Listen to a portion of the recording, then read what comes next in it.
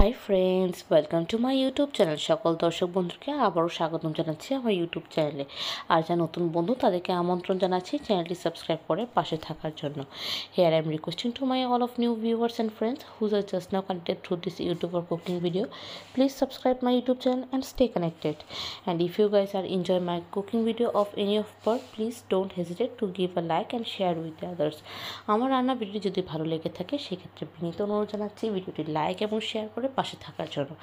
আর বন্ধুরা, এই শীতকালে সবাই চায় একটা ঝটপটিটি রান্না।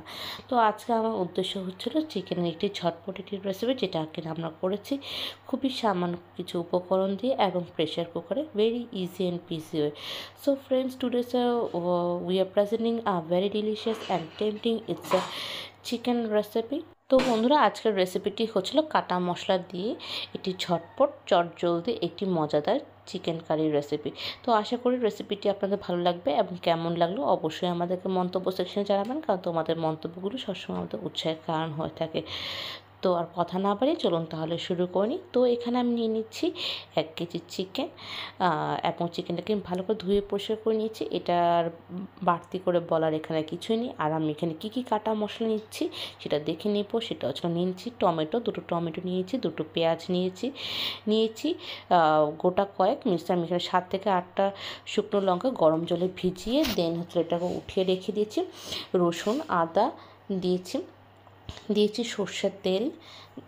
আর এখানে আছে কিছু খাড়া মশলা, সেটা হচ্ছিল এলাচ, দারচিনি, লবঙ্গ, গোলমরিচ, তেজপাতা, আর হলো আলাদা করে জিরা, আর এখানে হচ্ছে আলু। তো এই কাটা মশলা দিয়ে আজকে হলো রেসিপি, আজকে এক সম্পূর্ণ বাটাবাটি থেকে মুক্ত একটি রেসিপি দেখাচ্ছি। তো প্লিজ চলুন তাহলে দেখে নিই। তো আমি এখানে প্রেশার কুকার নিয়ে নিচ্ছি। প্রেশার কুকার সম্পূর্ণ ধুয়ে রাখা পরিষ্কার করা চিকেনটি নিয়ে নিচ্ছি। তারপরে দিয়ে দিব পরিমাণ মতো লবণ অবশ্যই, এবং তার সাথে দিয়ে দিচ্ছি যেগুলো দেখানো হয়েছে। দিয়ে দিচ্ছি প্রথমে পেঁয়াজ, রসুন, আদা, যা যা এতক্ষণ আমরা দেখিয়েছি কাটা মশলাগুলো সব দিয়ে দেবো আমরা এখন একটি একটি করে।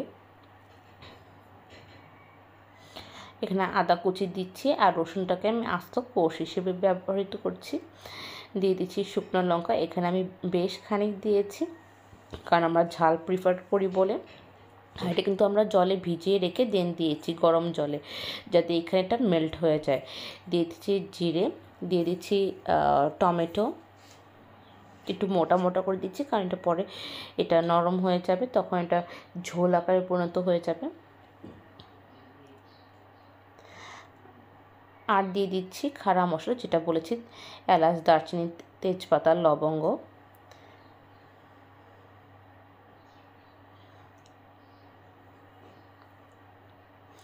দিয়ে দিচ্ছি আলুগুলোকে প্রথমে এখানেই ভালো করে ভাজা ভাজা করে কষাবো, দেন সেদ্ধ হয়ে গেলে ঠিক আছে পরে আবার উঠিয়ে নিব। তো দিয়ে দিচ্ছি সরষের তেল, দেন এটাকে ভালো করে ম্যারিনেট করে নেব।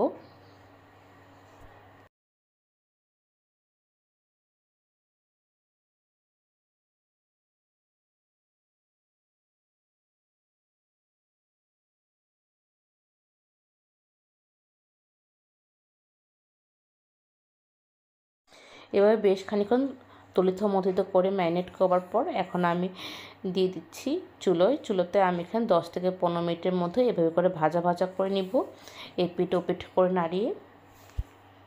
তো আশা করি আপনারা বুঝে গিয়েছেন এতটুকু। তো পরবর্তী স্টেপে যখন ভাজা ভাজা একদম হয়ে গেছে তখন এখান থেকে একটা আলাদা একটি জল উঠে এসেছে, এখানে কোনো এক্সট্রা কোনো জল ব্যবহার করা হয়নি। তো এভাবে করে ভালো করে কষানো হয়েছে, মানে ভাজা এবং কষানো এভাবে করে করানো হয়েছে।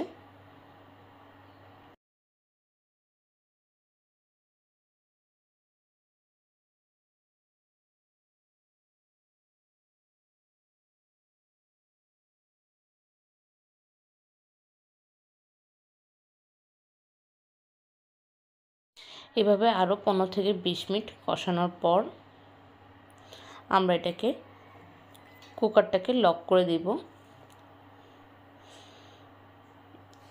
1 থেকে 2টি সিটির জন্য।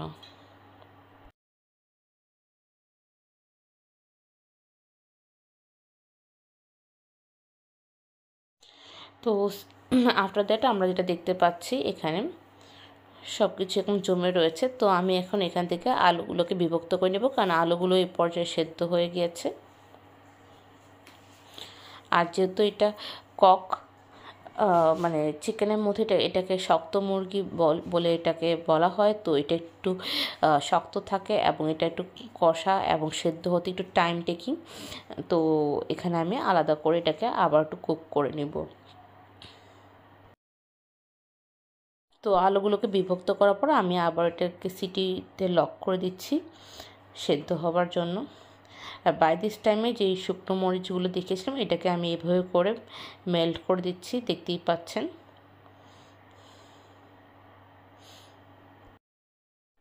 তো এখন যখন চিকেনটিকে একদম কুকড হয়ে গিয়েছে তখন আমি সেই আগে তুলে রাখা সেদ্ধ আলুগুলো এখানে অ্যাড করে দেব।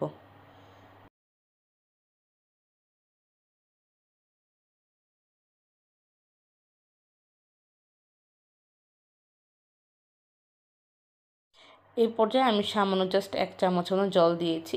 যারা ঝোল খেতে চাচ্ছেন তারা এখানে জল ব্যবহার করতে পারেন। গরম জল দিয়ে অবশ্যই নেবেন, কিন্তু আমরা যেহেতু এটাকে কষানোই রাখছি তো আমি এখানে কোনো জল ব্যবহার করছি না। তো একদম ডিরেক্টলি আমি এটা পরিবেশন করতে চাচ্ছি এভাবেই যেভাবে দেখানো হচ্ছে। আর অবশেষে সর্বোপরিতে যেটা একটু সামান্য আমি ধনেপাতা কুচি একটু উপর দিয়ে স্প্রিঙ্কেল করে দিব। তো আশা করি আমার রেসিপিটি সবারই ভালো লেগেছে। তো কেমন লাগলো অবশ্যই জানাবেন, কারণ আপনাদের মন্তব্যগুলো সবসময় আমাদের উৎসাহের কারণ হয়ে থাকে। So please let us know your valuable comments in our comment section, because your each and every comments always highly motivate us. আর আজকের রেসিপিটি এরকমই হয়েছে, একদম ঝটপট আকারে। আমরা এটাকে বলি কাটা মশলা দিয়ে কোনো রকম বাটাবাটি বা ছাড়া, এবং একদম হ্যাসেল ফ্রি কাটা মশলা দিয়ে এই চিকেনের এই রেসিপিটি পরিবেশন করা হচ্ছে।